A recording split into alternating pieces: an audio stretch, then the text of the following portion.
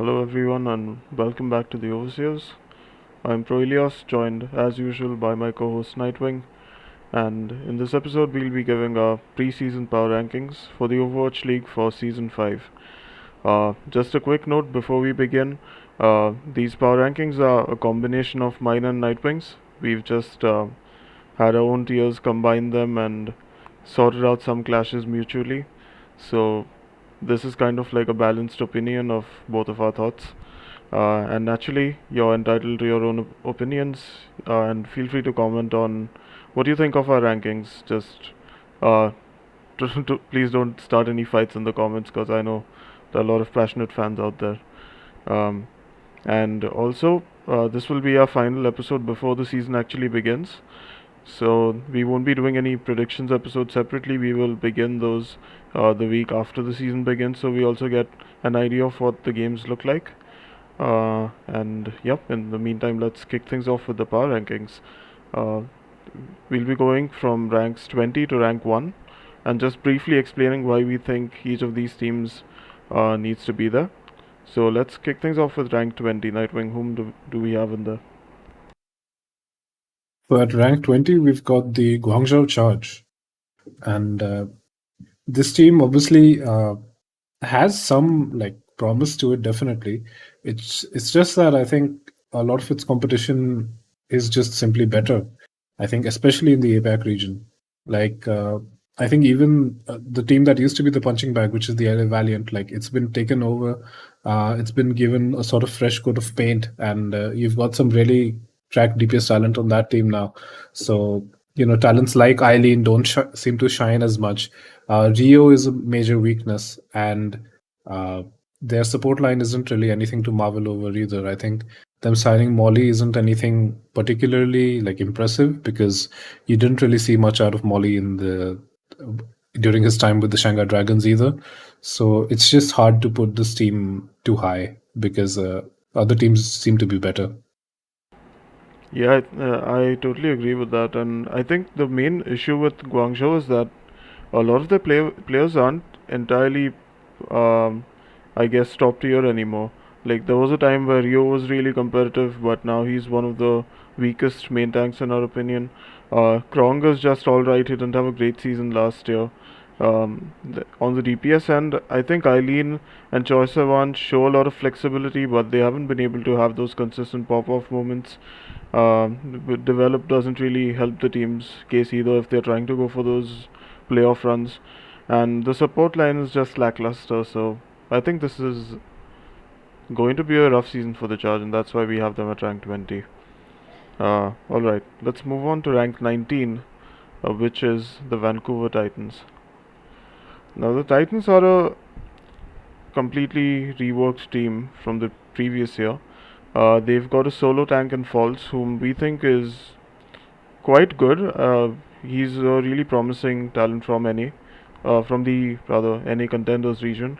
Um, but the thing is, their hit scan DPSs, Aspire and Shockwave, are going to have a massive uphill battle.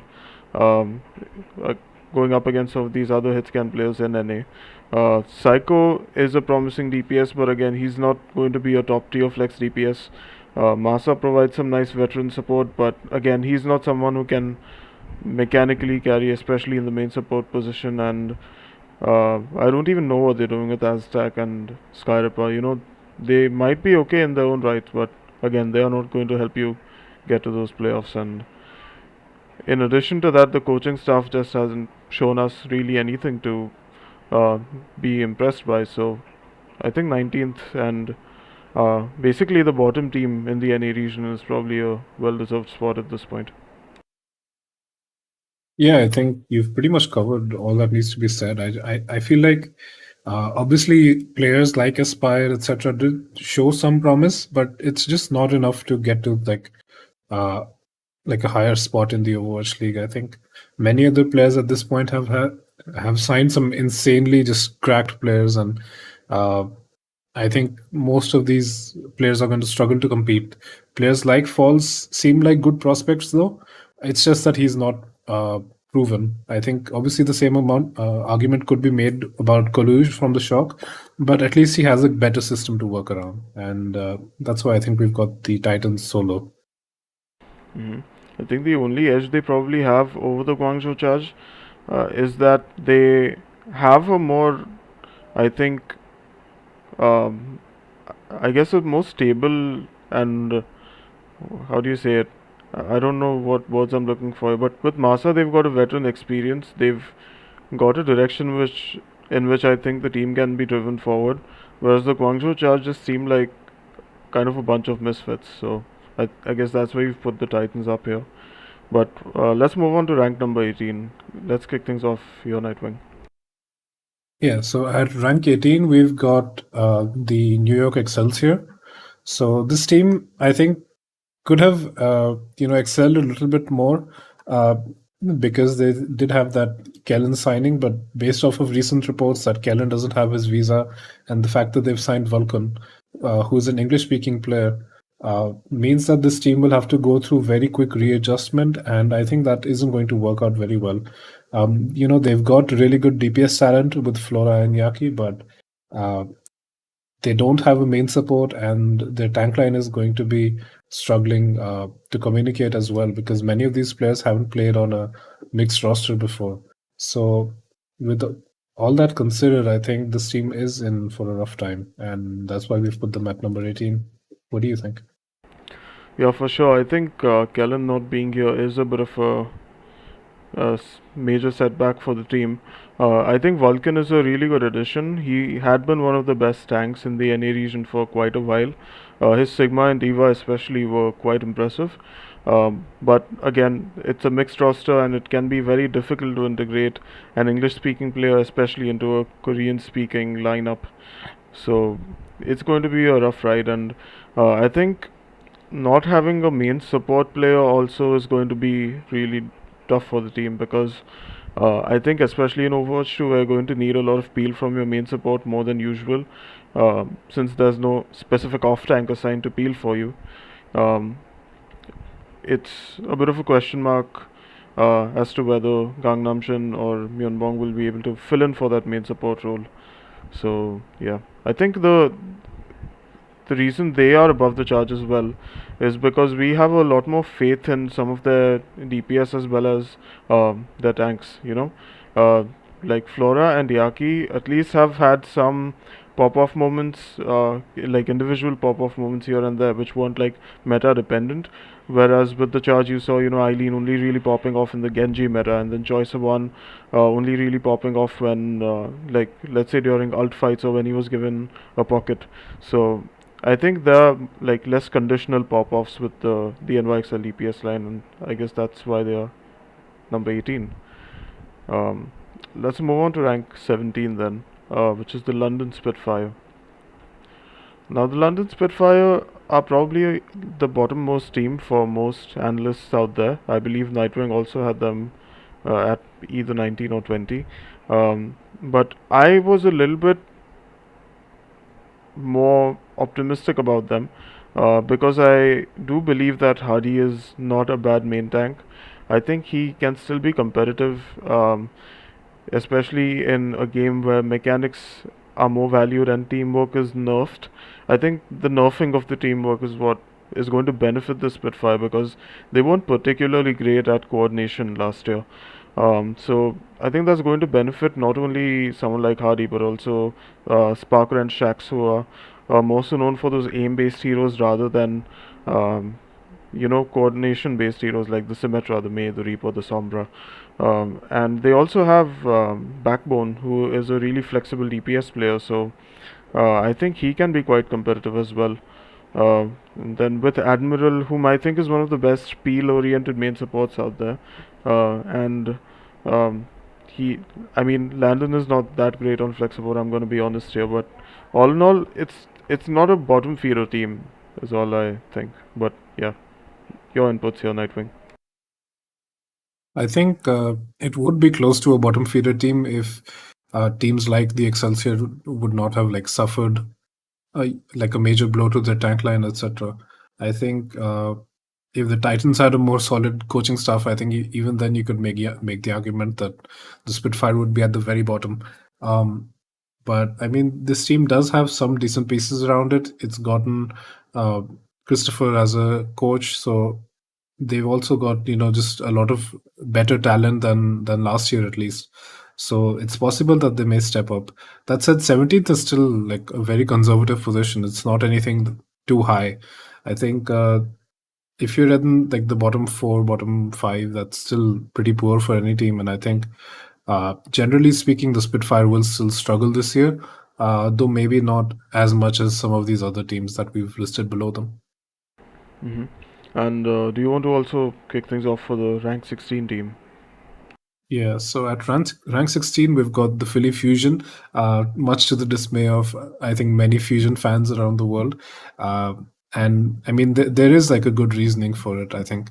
Uh, The fact of the matter is that the Philly Fusion does not have a very good support line.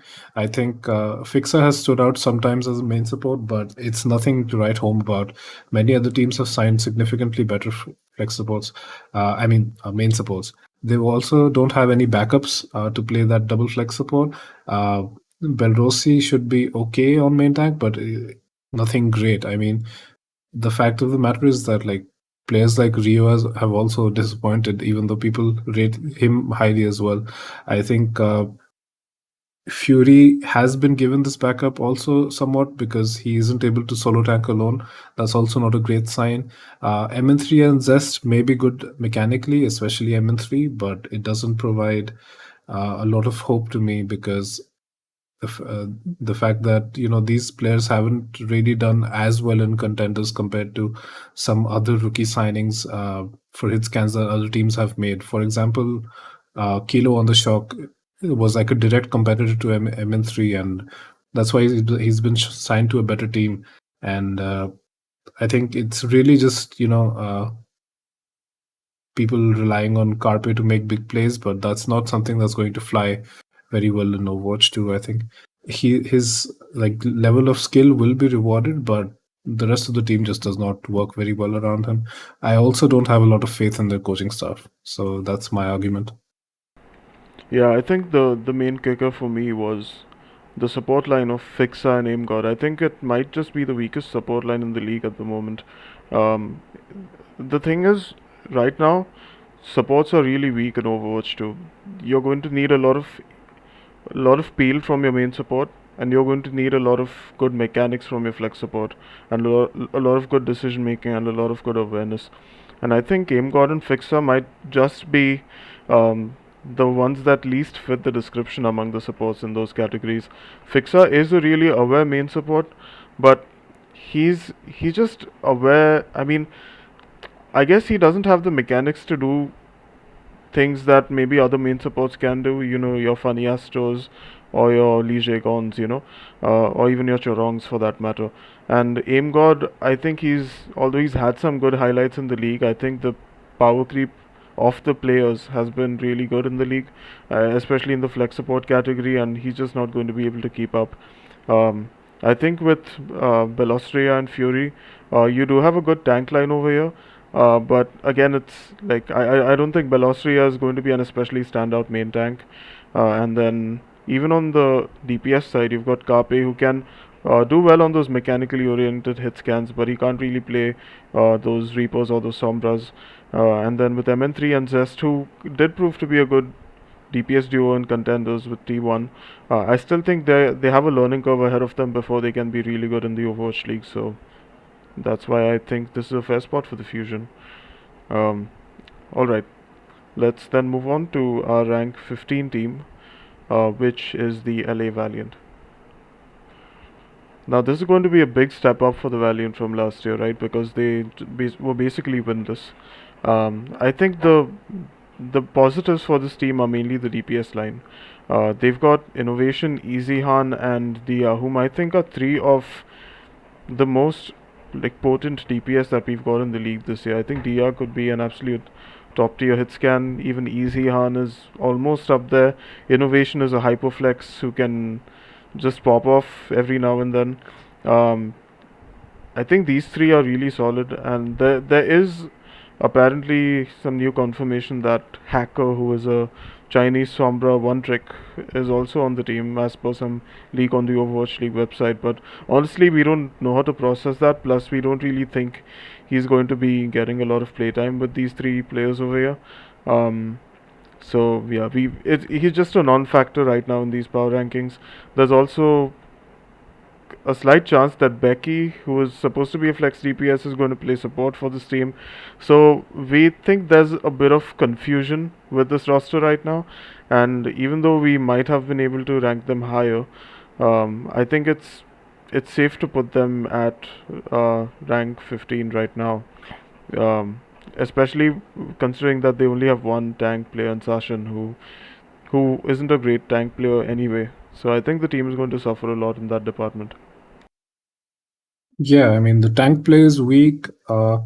It's Wu Hyel's first time as an assistant coach. No Hill is actually decent, but the fact that this team doesn't seem to be managed very well at the moment, considering the various leaks that have happened and the confusing information and the fairly late signing or at least announcement of Sachin, uh, makes me believe that this team is still struggling to find its identity. And I think 15 is a decent spot for them. Honestly, I think we're giving them a lot of credit here because of their very good DPS line. I think I have a lot of faith in DI and innovation, but that's not enough to really carry them over into like a playoff spot team in my eyes.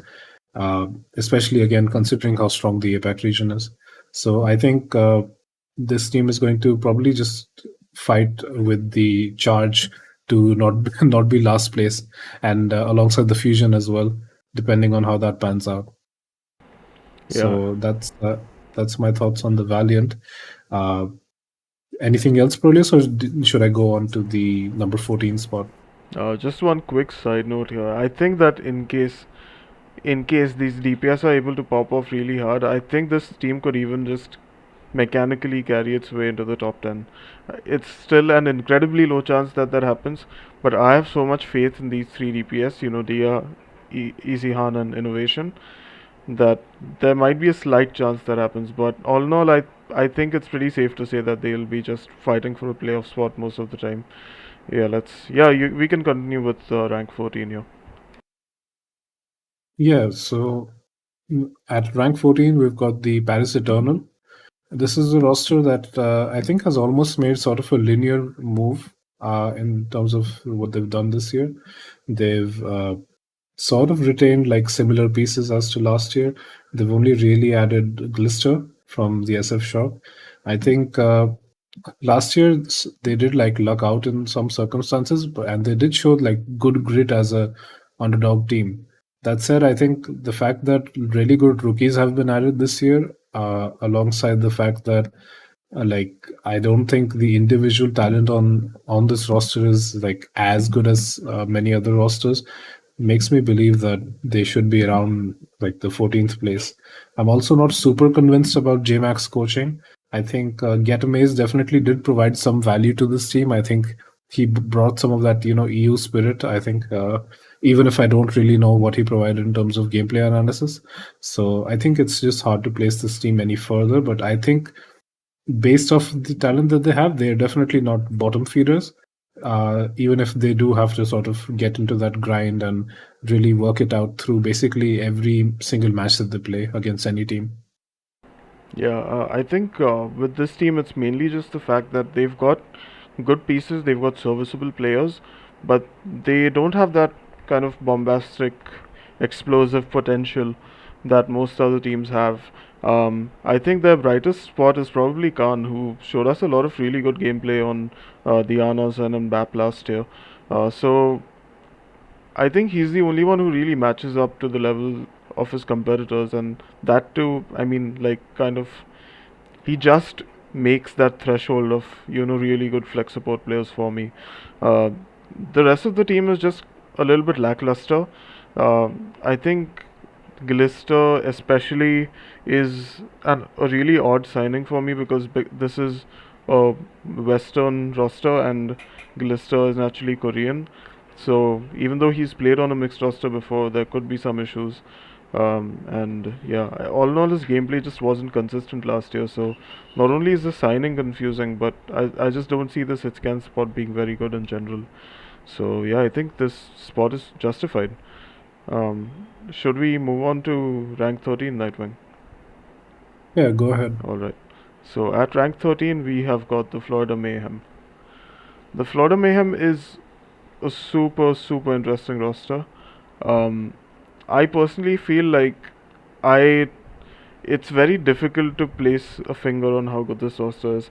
I think they might, you know, just be out of the bottom five if most analysts are reading them correctly. But I think if they play in the right metas, they might even, be in the top 10 somehow. Um, the strengths of this roster are mainly in their tank line and parts of their DPS line. I think we've been hearing a lot of praise about someone who's their main tank player. He's been apparently playing an amazing Doomfist and is quite adaptable. They've also got Adam, whom I'm a big fan of on the off tank. They've got an absolute god in XC on hitscan DPS alongside Hydron, uh, with whom he can play double hitscan. I think both of these, like, they just might be the best hitscan tracer duo in the league. Um, or yeah, I think one of the best is a fair thing to say. I think where they kind of fall short is their flex DPS position with Checkmate, who's just completely unproven and just had really scuffed gameplay last year. And the support line is also really confusing and lackluster, with Kariv and Sir Majed covering flex support, whom they're both, I think, one of the weakest flex supports out there. And Anamo's okay, he's serviceable, but he's not going to pop off or help you, especially on the main support role. So I think although these guys do have some mechanical carries on their team, they're only going to, carry them so much. So I think this position is justified for that reason. I think one of the main issues is that even though they do have a good double hit scan slash, hit scan tracer DPS line, they also don't have very good access to half the like DPS roster because Checkmate is just completely unproven, and the part that he has been proven in is completely irrelevant to his current role in the league. And that gives me not a lot of confidence in this sort of roster. I think Anamo is very passive. Um, I think he's always just sort of existing, and I think that's not the role that you need your Lucio to take in Overwatch 2, because at this point it's more of a like fragging role alongside every other hero instead of only covering positioning and playing safe. So I think in that sense, this team is in uh, sort of a poor position to go into Overwatch 2 and actually play very well. I think some reports coming out might say that he's good, but again, uh, it's hard to really trust them because a lot of scrim results don't get leaked.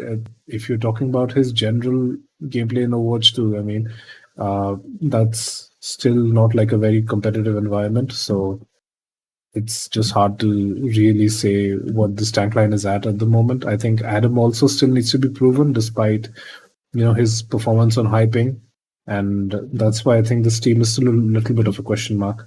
Gunba is obviously good as a head coach, but it's just not super convincing, and that's why we've got them at this spot.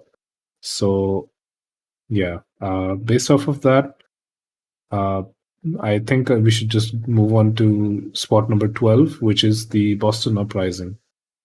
So the Boston Uprising have made some good signings, and they've moved off from their model of that minimum wage sort of business strategy.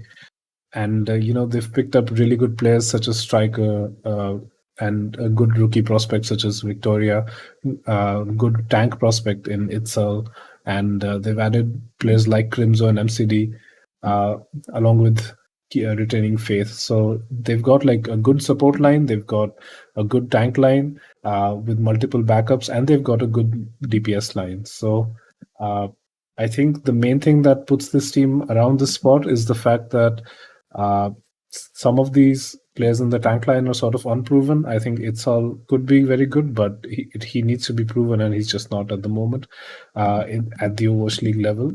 Um, and the fact that Crimzo might struggle to communicate, and MCD was a little bit up and down last year, and there are like better flex support prospects than MCD. So who do you really field? Is it the flex support that struggles to communicate, or is it the flex support that's just not as good?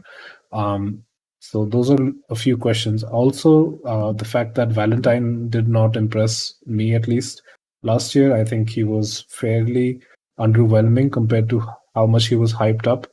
Uh, so I think this team is just in that weird like middle spot where they could like be an underdog and make a run here and there for some tournaments, but I think the consistency and the absolute star potential outside of Striker is still lacking. Yeah, and I do have to add that Striker has been on a break from the league for a year now, almost. He had some kind of, I guess, conflict within the team, and with him just coming back, like I said, I hope his ego is not kind of a problem for the team, which could, just cause a snowball of issues. But that aside, I do think the DPS line on this team is good. I think Valentine showcased a lot of flexibility last year, which will definitely come in handy in Overwatch 2. I don't think, especially, that there's going to be a lot of mid-map swapping, just because of how slowly ultimates charge. But I think there will be map-to-map swapping, which I think Valentine will be able to cement a starting spot in the roster with. Then I think Victoria is a great rookie prospect. Like I said, his positioning is kind of just textbook.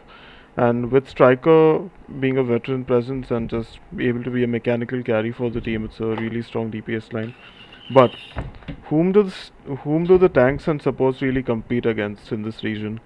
I think they've got like three tanks, which is going to upset the whole tank rotation. I don't think there's any point to having three tanks, and even on the support side, they just have kind of lackluster supports. Like Crimso's good, sure, but how is he going to work in a Korean roster? So that's why I think because of this confusion, the team will probably just scrape their way into the playoffs, and at worst probably just enter bottom five territory. So yeah, those are my thoughts on Boston. Should we then move on to rank 11? Yeah, you can go ahead. All right. At rank 11, we've got the Seoul Dynasty. Now, this is a team that has got a few really well proven players, specifically Smurf, Prophet, and Fitz. I think these three have a lot of potential. Prophet and Fitz have already demonstrated their potential on this very team for a couple of years now. And Smurf naturally coming in from the SF Shock with a really good grasp on how to play the tank role. He could like be a good flex onto off tanks as well, especially considering how good his mechanics are. But then we have to talk about the support line. Vendime is just totally unproven, and they've got Creative who has been very like ineffective in making plays last year, and not to mention they've got a rookie head coach in Toby. Like Toby has never coached a single team before. This is his first time, and he's looking to coach kind of the flagship team of the Korean region, the only team of the Korean region. That's not only a lot of pressure, but I think it's just a poor decision by the Seoul Dynasty management. And that's also a reason why I had this Seoul Dynasty roster like way down in my power rankings. But I do think that with Fitz, Prophet, and Smurf, they've got some potential to compete in the APAC region. So that's why they're here, I guess. Yeah, I mean, I think you have to sort of take the good with the bad, and I think this is a decent spot for the Seoul Dynasty because they've always been this team that's sort of hard to predict almost because they've always had good talent, but they've always sort of messed up their situation. I think, like you said, Creative isn't competing very well with any other flex support. I think he's gotten a lot more hype than he actually deserves in the past few years. Uh, because even in the season three finals, you could see that Creative was not matching up to the flex supports on the other team, the Shock, and basically like every other team that they played against. Creative also did not impress me on the BAP last year. I think he was just serviceable at best. I think at least he does not have any hang-ups, and that's what I can give him credit for, in the terms of that he does actually play every flex support like every flex support should. But that's really all I can say. I think Vindayam also does not like give me a lot of confidence because he's still a rookie, and uh, despite his performance, like he did share time and wasn't like a mainstay part of the contenders roster he was on. So I think maybe some trial results might be good, but trials are also hard to actually trust considering you're in like a new game, and like there are a lot of fluctuations happening with hero balance and how the game is played, and every player's understanding of the game is just not very complete yet. So it's just hard for me to believe in this team, especially because of the support line. I think the tank and DPS line should be able to carry them somewhat, and that's why this is a fair spot for the Soul Dynasty, I feel. Mm-hmm. So that's my thought on this whole dynasty. Should we move on to the number 10 spot? Yep, let's go. Okay, so at number 10, we've got the Hangzhou Spark. Uh, I think the good thing about this team is their tendency to just sign like a giant school of players. I think last year you saw this team struggle a lot because of managerial issues. Hopefully that should be sorted this year. They've got Changun at the head. They've got Miro and Neko as assistant coaches, which is not super inspiring because they have been former players but not very well proven in the coaching scene. I think they've got really good talents with Shy and consistency with Architect. They've got aggression with Alpha E. They've got another hitscan talent with Pineapple. So the DPS line is quite stacked, and they should be able to figure out how to play in whatever meta they need to. So that's good. Gushue is solid, but he's not extremely like at that very peak of main tank anymore. And I think his flexibility still leaves a bit to be desired. Liga had his issues last year, which is a little bit confusing still. Um, I think that's not a player that you can really rely on to pick up the slack from Gouche, and that's a little bit concerning for me. I think they've got a really good support line, but they need probably one more player to like round it out for double flex support. Though it seems like they should be able to get through at least the first few balance patches of the Overwatch League. Like tournaments, because they've got really strong talents with Irony and Super Rich. So oh yeah, they also have Bernard, who's actually pretty solid. So I think this team does inspire some level of confidence. I don't think they're punching their way to the very top, but I think there can be matches where this team does actually just dominate the enemy team. Uh, and I think if their managerial issues and their player rotations are actually solid this year with a new head coach managing all of that, then I think they're in a good spot. What do you think? Yeah, and actually, I think both of us were pretty much on like the same page with the Hangzhou Spark. I, I think they are a really solid mid-table team, which is, I guess, what Changun is known for at this point with the Seoul Dynasty. Uh, I think the the most interesting part about this roster is the fact that they've got so much flexibility on the EPS line. They've got all of their bases covered with Shy and Pineapple on the hit scan. They are always going to be two competitive players. Then they've got Alpha E, who's a great echo player, along with Architect, who can just fill in for whatever the team needs. Although he's not that great, I must say.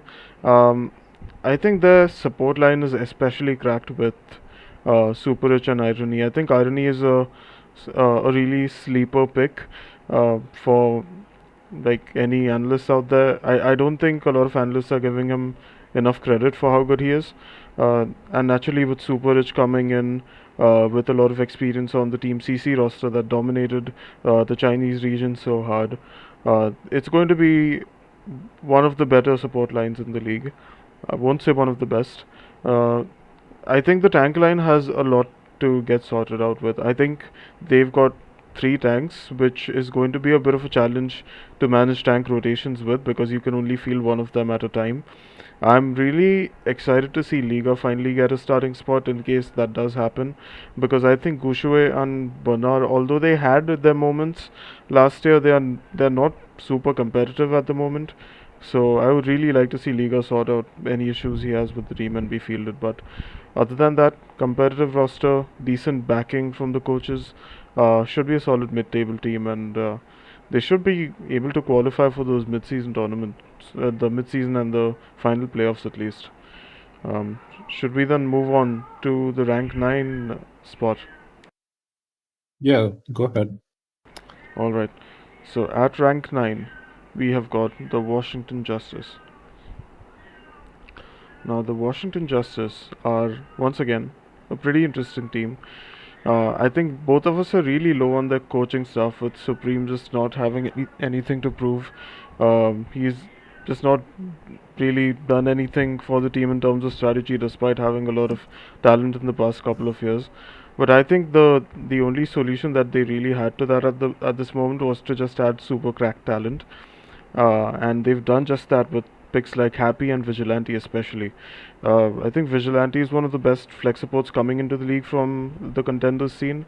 And naturally, Happy joining from the Houston Outlaws as a super competitive hit scan player. Not only that, they've also got proven talents like Decay and Mag, naturally, even Assassin, who has shown a lot of flexibility. I think this team has got a lot of potential.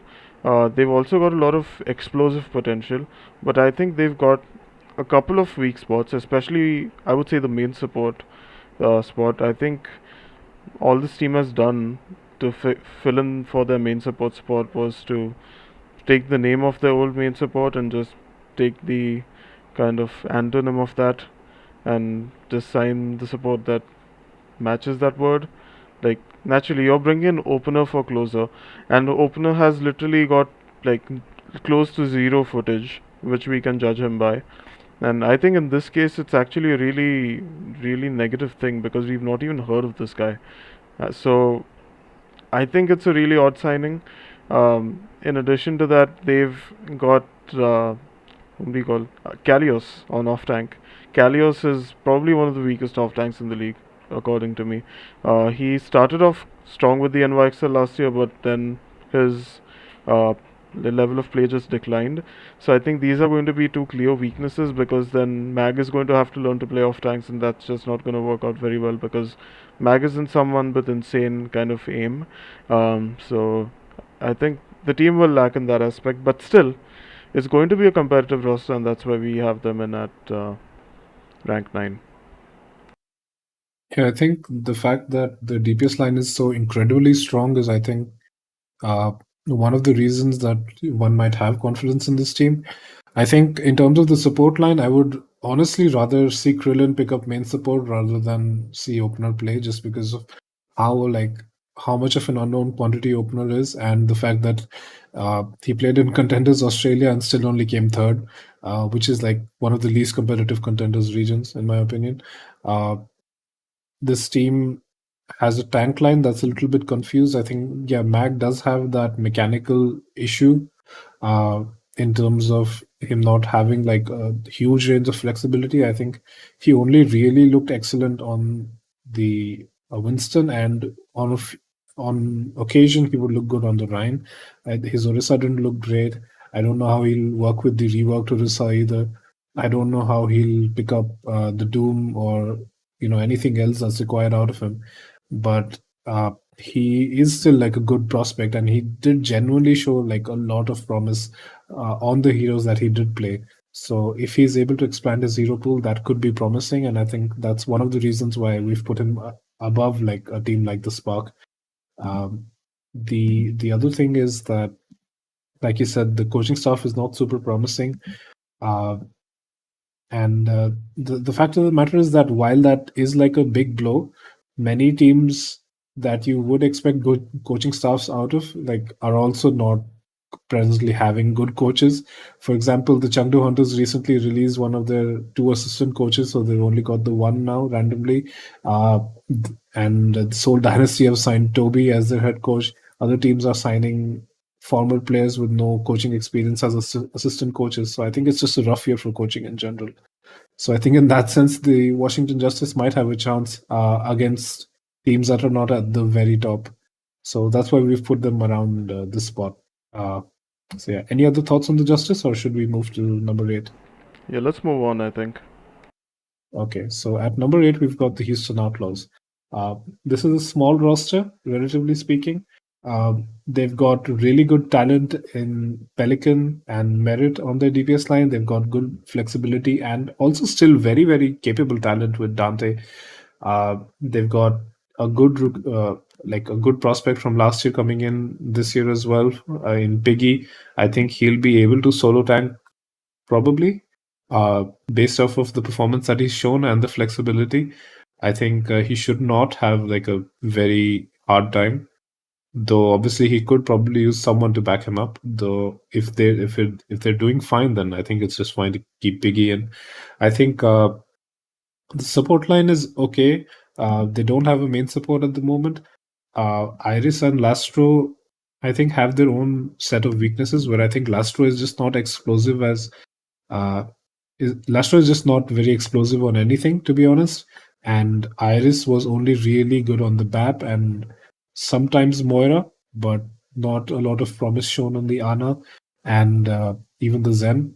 I think in that sense, I think Iris is not a very strong flex support pick outside of uh, Baptiste. So that's something that's a bit concerning. I think Lastro will probably have to pick up the slack at times, or juggle with Iris in order to play heroes like the Lucia, which is likely going to be meta at least in the first stages of the Overwatch League. So there are still a few questions that are being raised about this team, but they are like solid, and the fact that it's a concise roster that also still has a lot of flexibility in the tank and DPS department, at least, hopefully, uh, does inspire enough confidence to put them at the number eight spot for me. What do you think?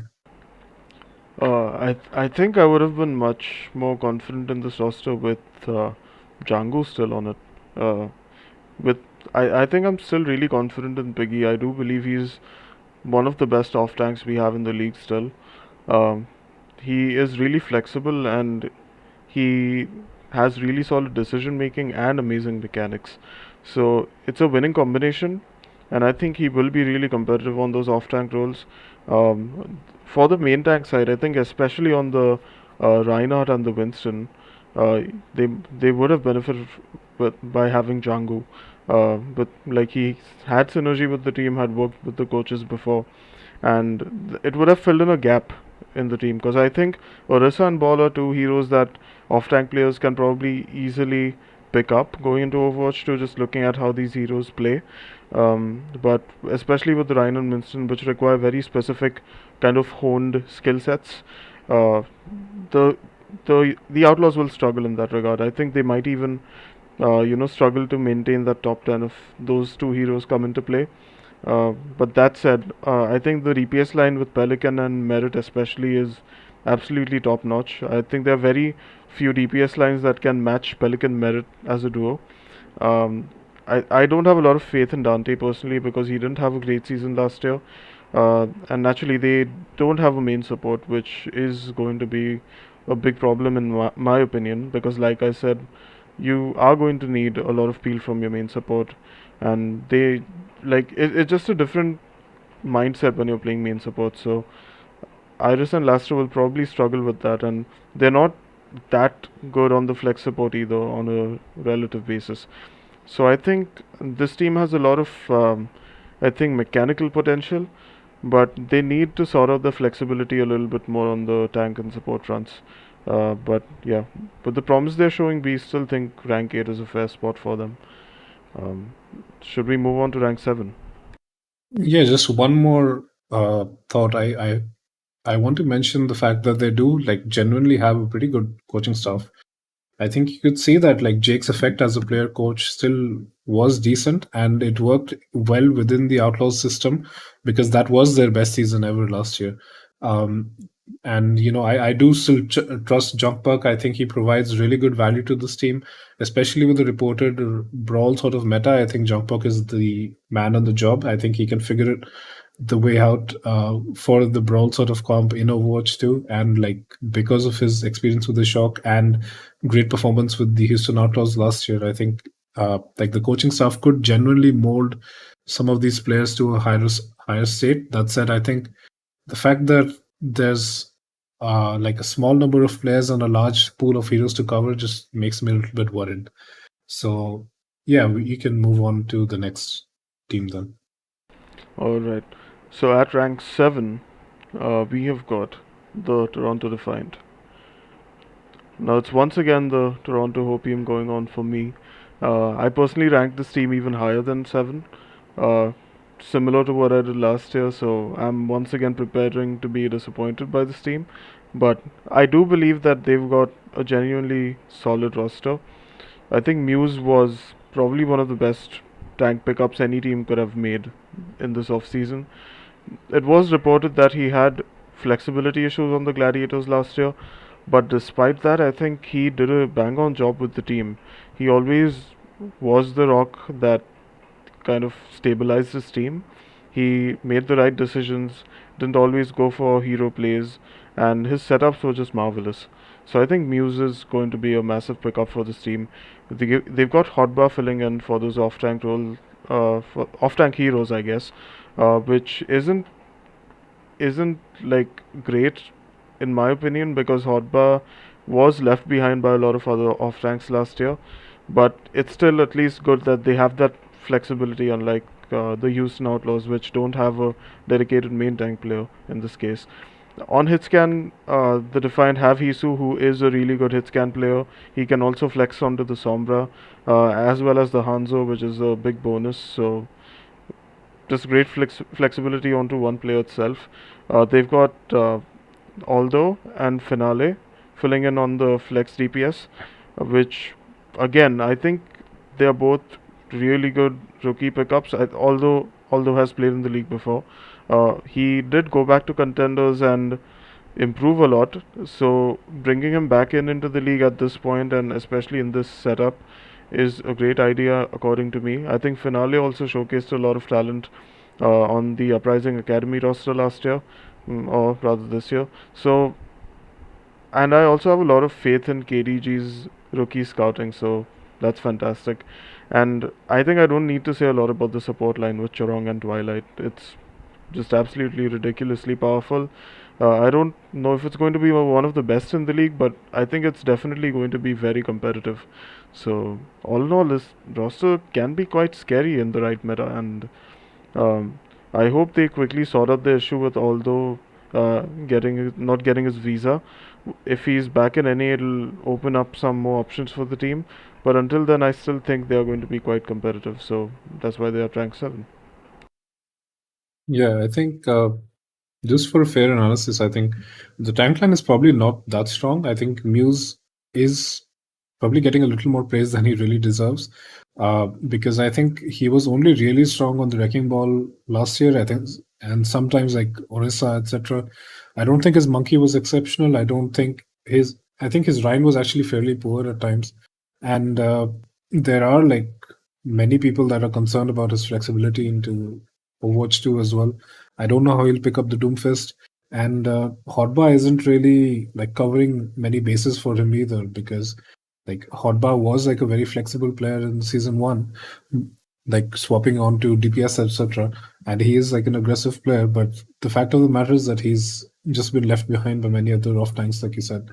Uh, I think Toronto do have like an incredibly solid support line with Chorong and Twilight. I think it like they've got like one of the best like flex supports of all time, and probably the best like main support prospect as well at the moment. I think yeah, Hisu's good. He has a like very wide variety of heroes he can play and provide value to the team. He's really good on the hit scan. He's really good on you know Hanzo. He's really good on Sombra, like you said. Finane and Aldo, I think, still have to like actually impress me in at the Overwatch League stage, because I think it's hard for me to really believe in Aldo with his season 3 performance. I think he has like improved in contenders, but the fact of the matter is that outside of the O2 Blast coaching system, he did not perform very well on the other team that he played on, which was Team BM. So I don't really know what to really think of all those performance, except that I'm not fully convinced yet.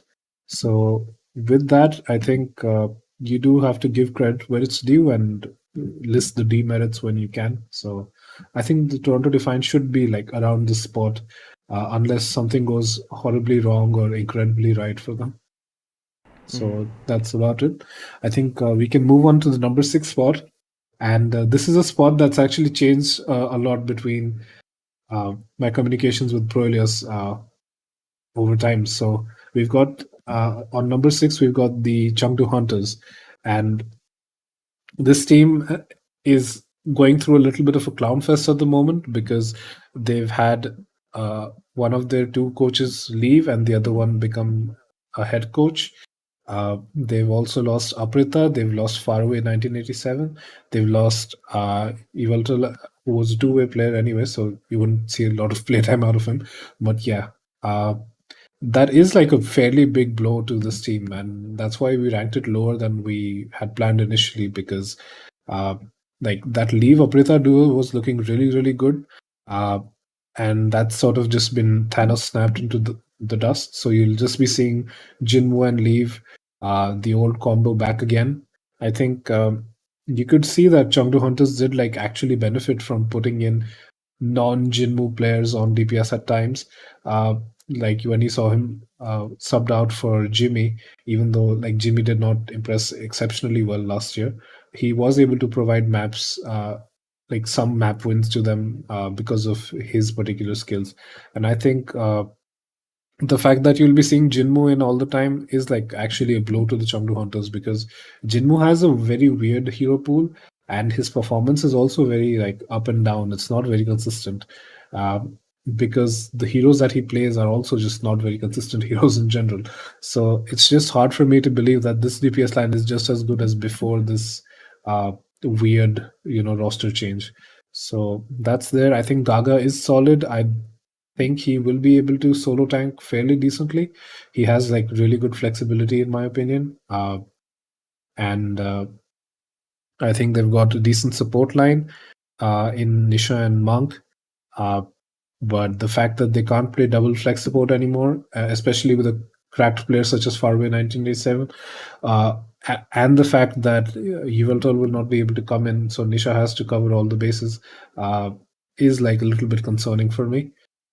They've also signed Daisy, but I don't really know what to think of that. I think Gaga should be played most of the time.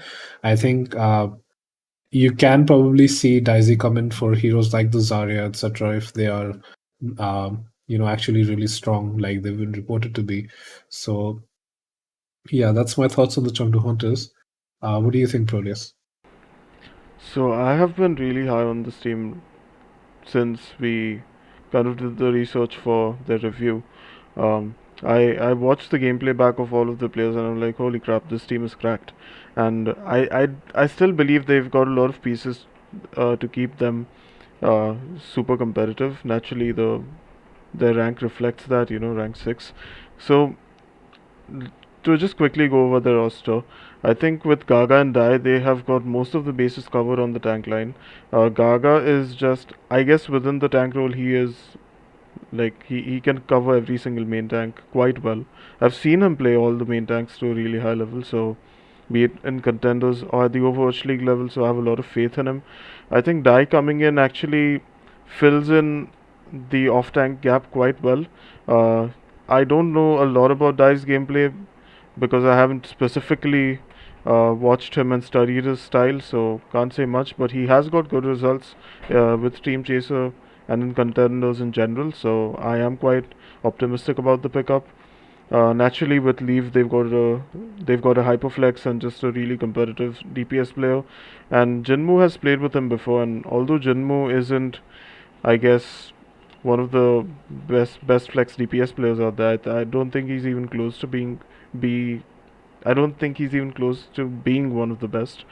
Uh, I think at least they've got this synergy going on between them, which is nice.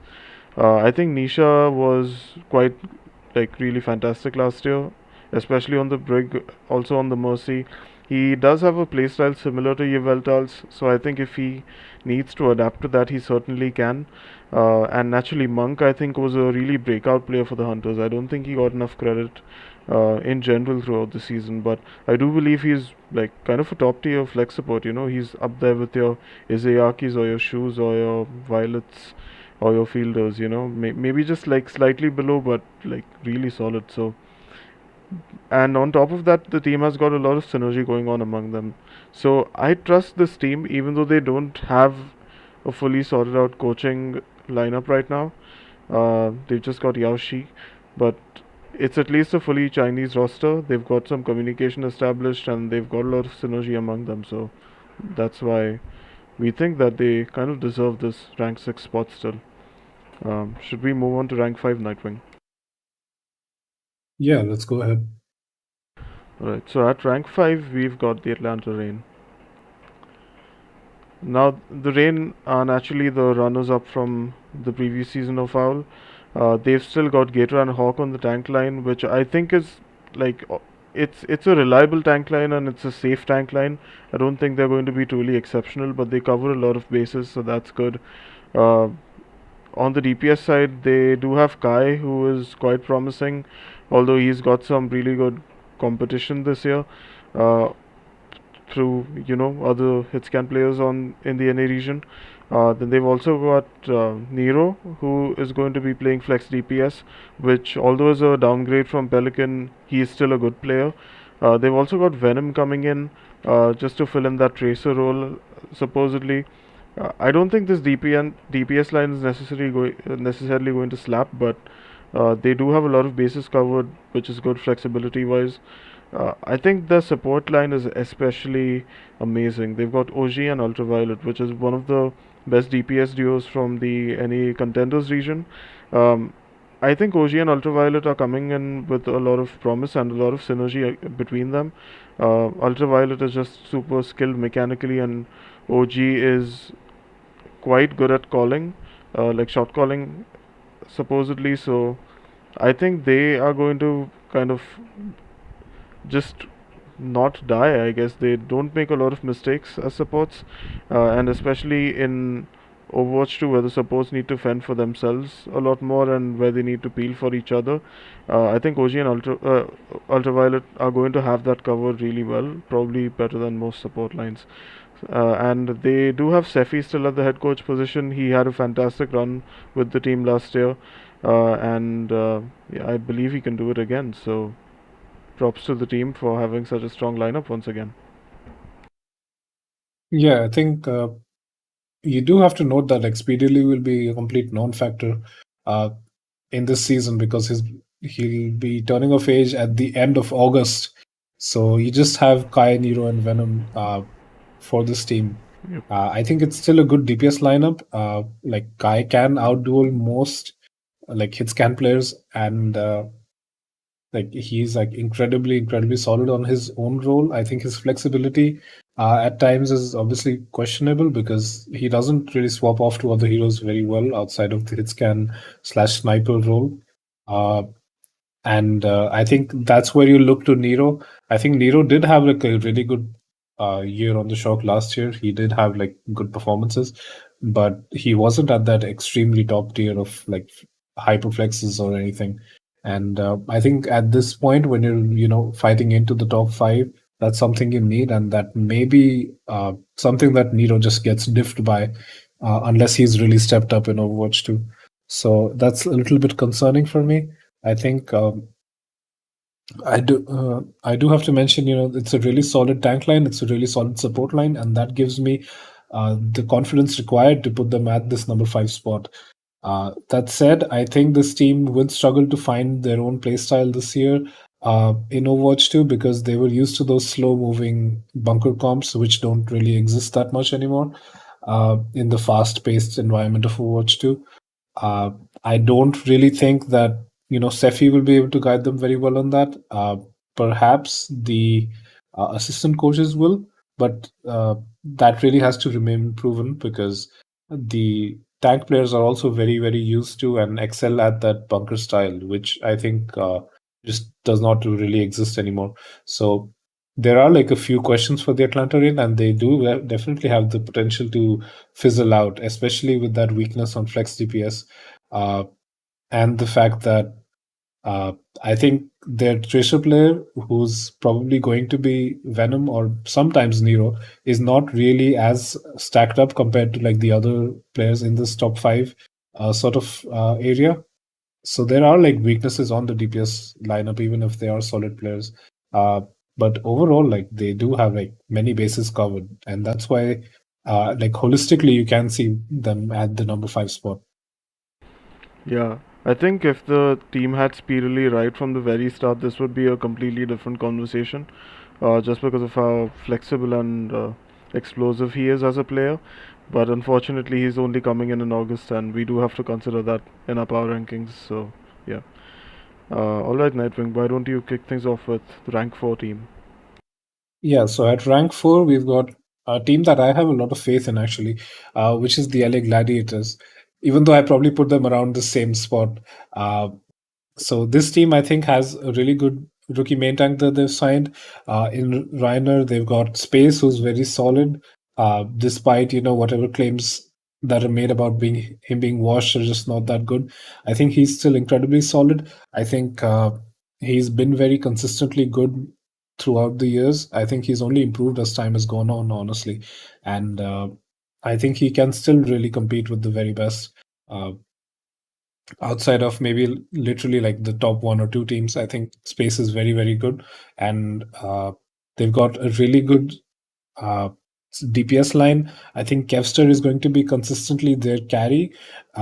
Whereas I think you really just need this team to get lucky and have either Ans or Patifan find the groove to really pop off. I think it's good that they've hedged their bets between these two players because I think one of them at least has the potential to be really, really good, if not both of them.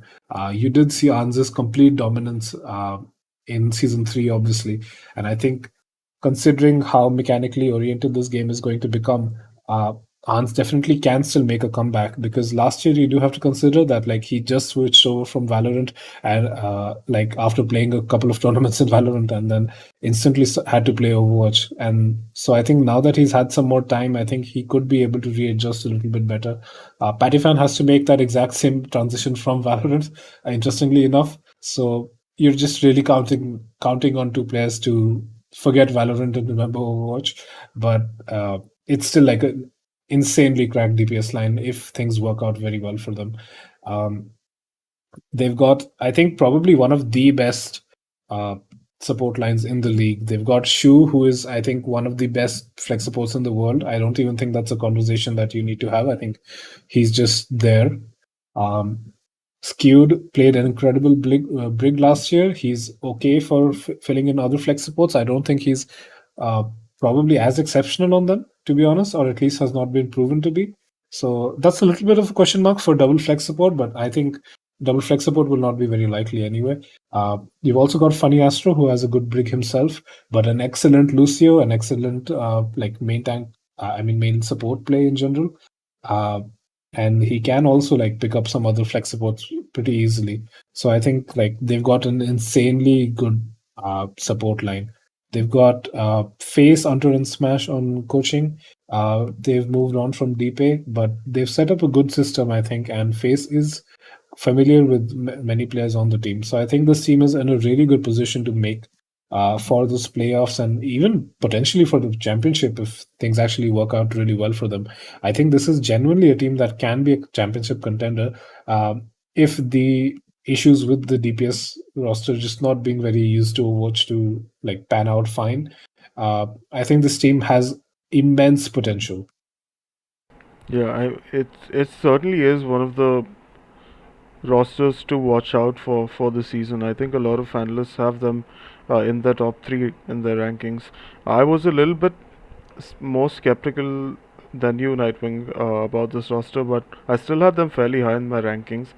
My main point of concern was that I do believe that Space has had some flexibility issues, kind of similar to Muse. I think DP has talked about that a little bit, or somebody leaked it, I guess. I do think Space needs some work on the Zarya and the Roadhog, especially. He was just mostly playing D1 Sigma. Um, I do think he has the capability to sort that out. I am a massive Space fan myself. So I think he can cover those bases, but it just remains to be seen to what extent. Rhino is absolutely a fantastic and flexible main tank.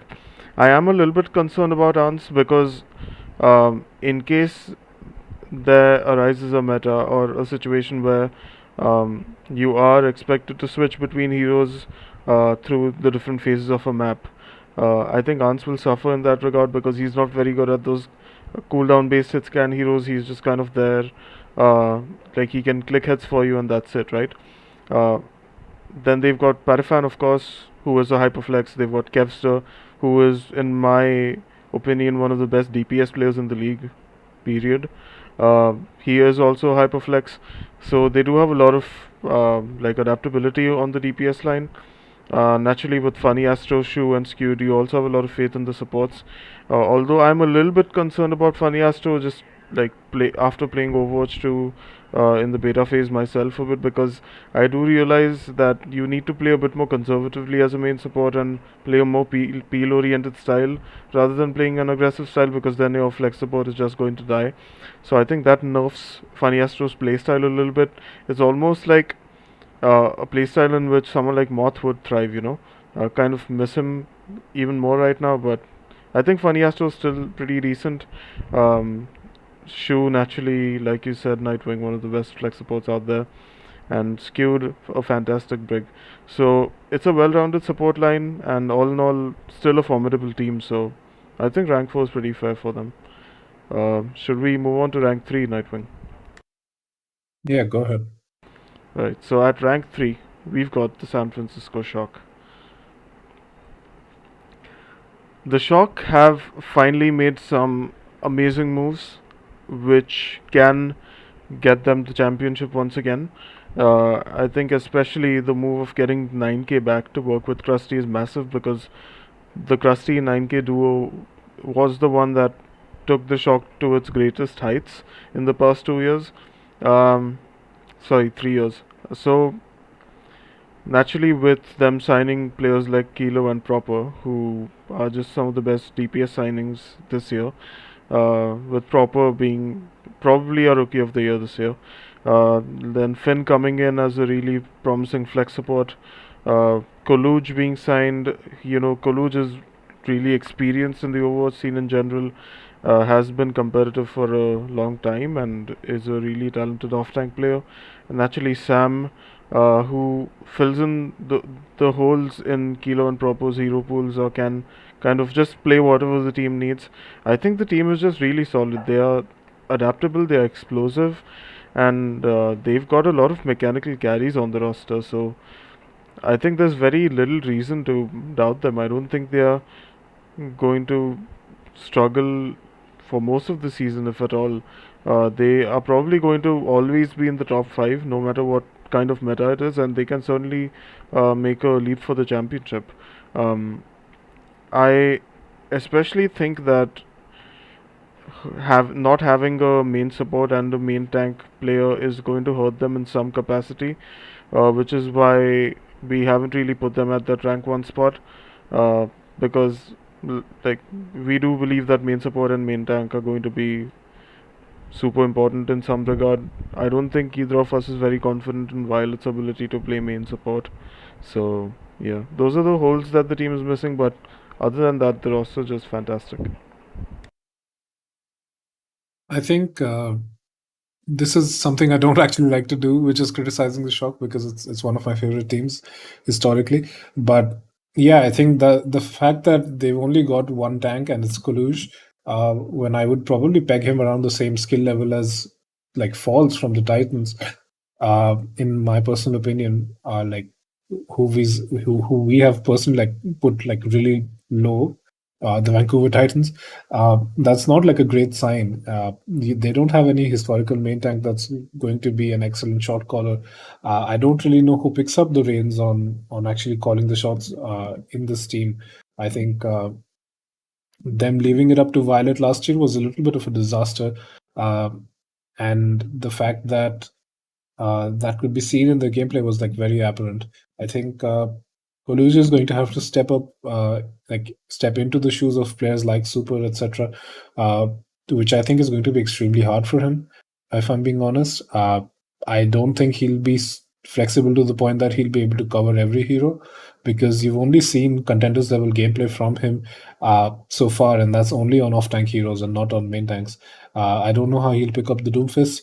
So I think Kaluj is one of the major like concerns for me on this roster, and I think if he's just not up to stuff, then you can see this team falling much below what we've ranked them as. So I think that's like really concerning for this team. I think Finn has the possibility of being probably one of the best flex support prospects for this year personally.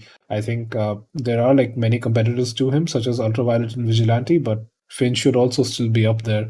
And you'll probably see him play the flex support and then Violet play the main support if required.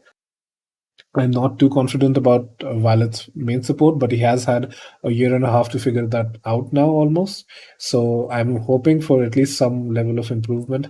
And the fact that the Shock has a good coaching staff makes me believe that there's a possibility that they could have helped Violet improve on this role, because they've also got the exceptional assistant coaching from 9K. So player attention can be less divided compared to the sort of short-staffed environment that the Shock were last year.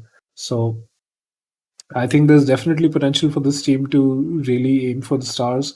But there are also major weaknesses I think that can crop up in many metas, especially in a meta that requires a really good main support, because I don't know if Violet will be able to fulfill that. I also don't think they'll be very good at uh, just any like tank carry sort of base metas, because I think Kaluj is just not that strong compared to some of these exceptionally good tanks that we've got in the upper echelons.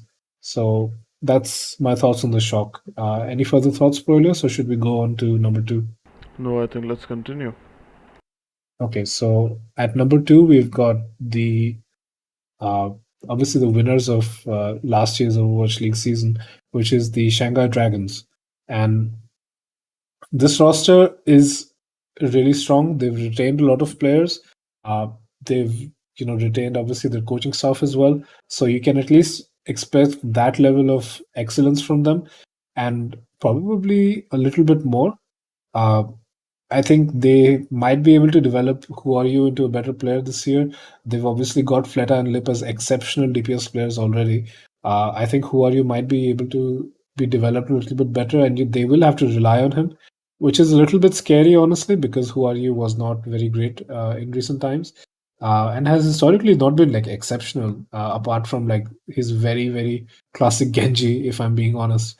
Uh, so I think that's a little bit of a point of contention, because if they need a flex DPS, then either you just rely on Fleta, because Who Are You is not going to step up as much as required. Uh, Fate and Void, I think, will be able to do some really good rotations between tank. I think Fate was exceptional last year on the Wrecking Ball, as well as uh, the rest of his main tank play has always been decent as well, even if not great. I think you could see from his performance on Winston and on the Florida Mayhem in season three that he's got strengths there. I think he should be able to pick up heroes like Doomfist as well, if that's not something Void picks up. Void himself, exceptional Diva, exceptional Sigma, really, really good Zarya as well. I think in terms of the tank line, this team is really set as well. They've got again a really good support duo with Lee Jae-gon and Izayaki. Uh, Talking to your point about Funny Astro not being very good at the Overwatch 2 playstyle, I think the playstyle for Lucius is dependent on the comp that's being played. I think if you're playing something like a Lucia Moira, you can go more aggro, and I think that's when players like DJ Gon and Funny Astro can shine, because they've got that aggressive style. Obviously, some peeling is required at times, but I think these players are at a high enough level to be able to balance that. So yeah, Lijagon is an exceptional main support, one of the best of all time. Izayaki is also really, really good as a flex support. Um, just mechanically skilled. I think he's probably one of the most mechanically skilled flex supports out there as well. Like even when he was on a fairly poor LA Valiant in the initial seasons of the Overwatch League, you could still see that he was just popping off in terms of individual talent. He's picked up the value of team play now in recent years, and that's made his gameplay exceptional. So they're in really good hands in that sense. They've also signed Baby for just a backup on flex support. I don't think Baby is exceptionally talented, if I'm being honest. Watching him after watching Shu is quite sad, if I'm being honest.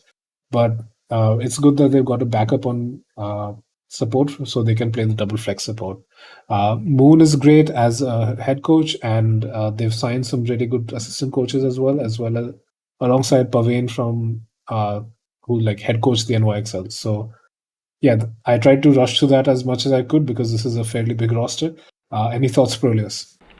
Yeah, I don't want to add anything to your thoughts. I just want to speak about some different points because I do agree with everything you said, including the playstyle, kind of how the playstyle of the Lucio players will change based on the composition.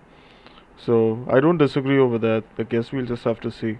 But I do believe this team is slightly going to have to figure out their comms because Fate might not be in all the time, and he has been the leader for the past year. So he has been the primary shot caller, the guy that kind of the true main tank, I guess. He controls where the team positions. He controls how the plays are set up, and that's going to hold a significant amount less value in Overwatch 2.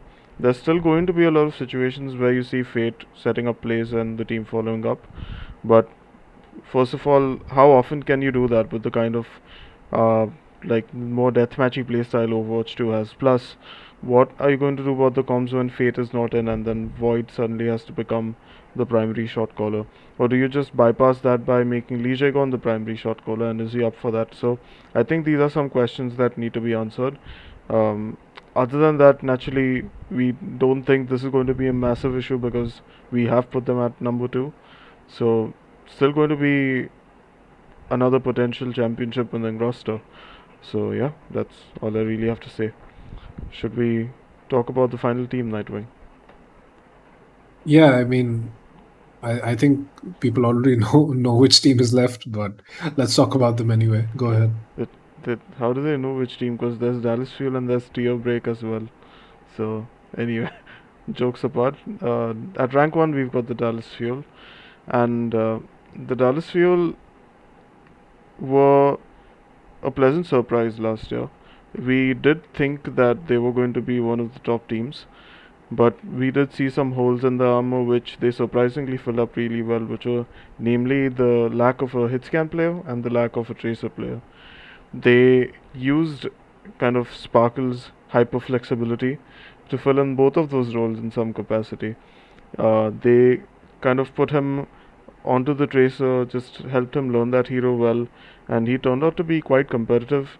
In addition to playing all of his signature heroes like the Genji and the Doomfist in some places, so I think Sparkle is just one of the best. I think he's my favorite player in the league, to be honest, right now, just because of how like he single-handedly patched in the team souls last year and turned the Dallas Fuel into um, like a tournament winning roster.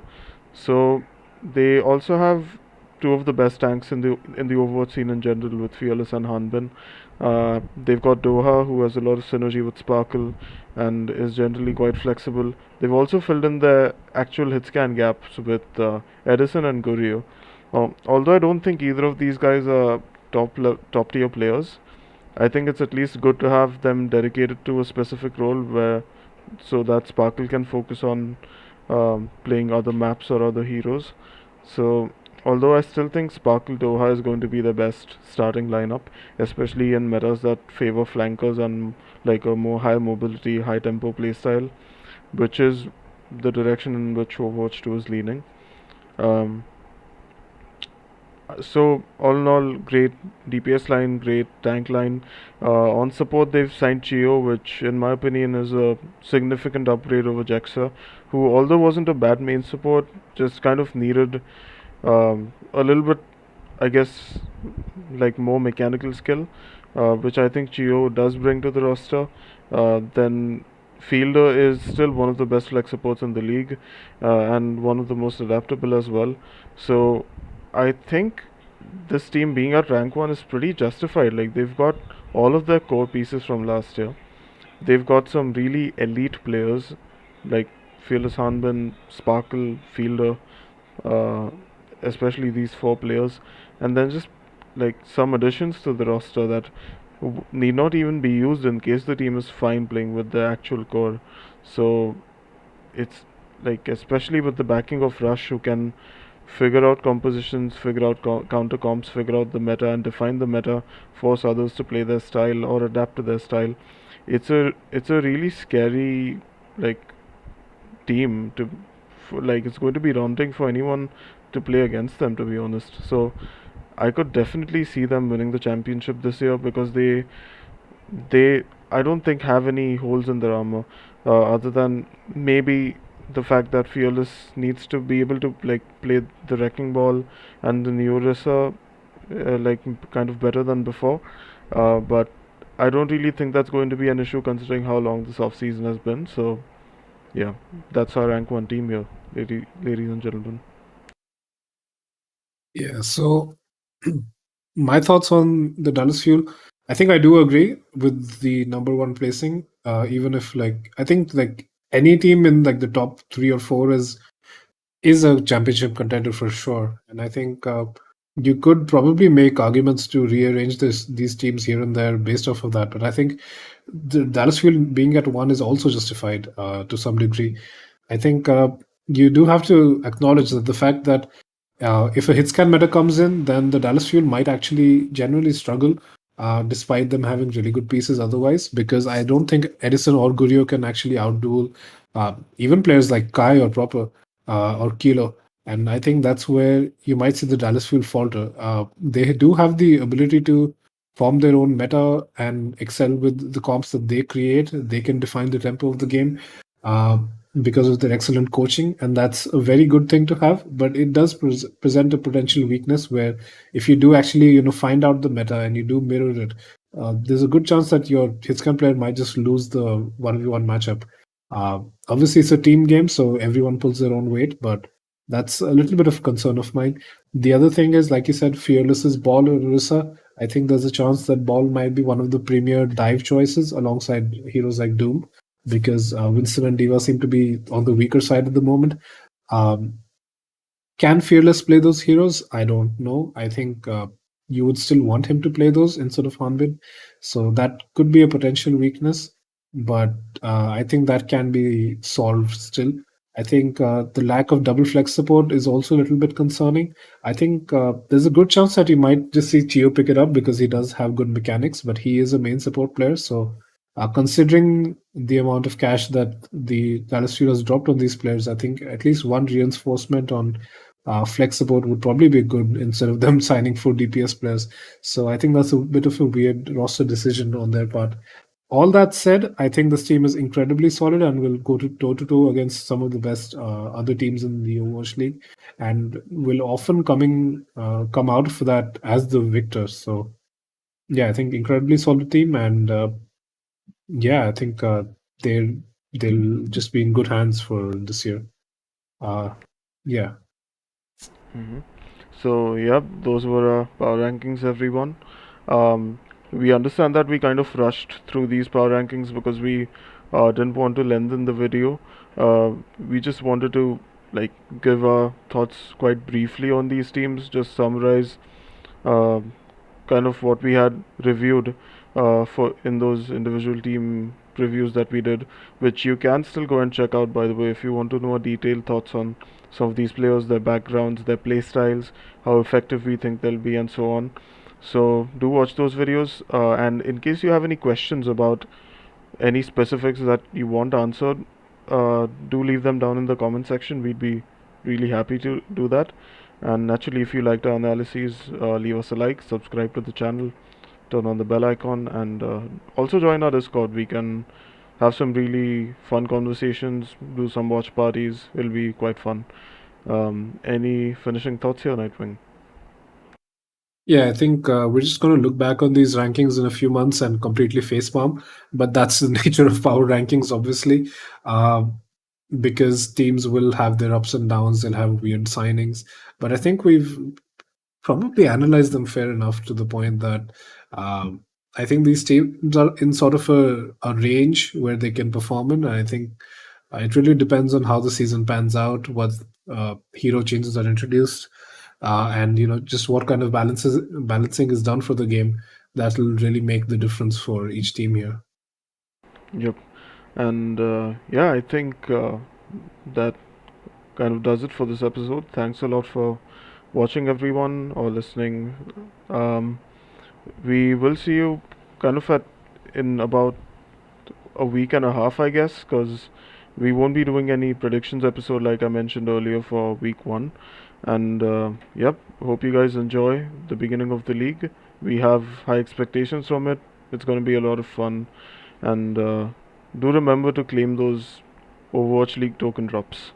No sponsorship here, but it'd be nice to have those team skins. So, yep, that's all for this episode. Bye bye. And we are gonna go play some Overwatch 2 right now.